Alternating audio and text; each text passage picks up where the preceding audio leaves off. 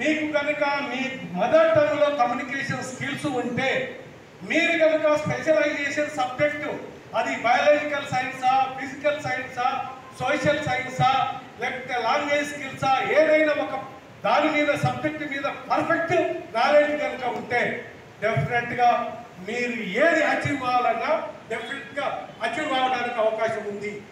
దొరలు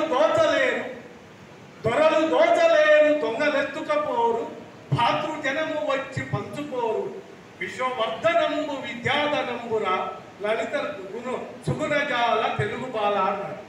నీకు దీన్ని మించిన ఆస్తి నేను చెప్తున్నా కదా, నాకు ఉద్యోగం వచ్చే నాటికి నా జేబులో 10 పైసలు మాత్రమే ఉండే. ఇది వాస్తవం. ఎందుకంటే పేదరికం.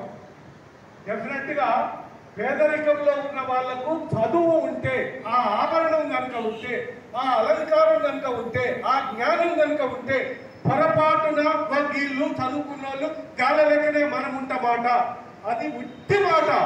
మీరు ఆ స్కిల్స్ ఉన్న వాళ్ళు చెప్పండి, ఆ కమ్యూనికేషన్ స్కిల్స్ కానీ, డ్రాఫ్టింగ్ స్కిల్స్ కానీ, ఆ నాలెడ్జ్ ఉన్న వాళ్ళని ఎవరినైనా మన దాంట్లో చెప్పండి, ఇమ్మీడియట్లీ అవకాశాలు ఉన్నాయి.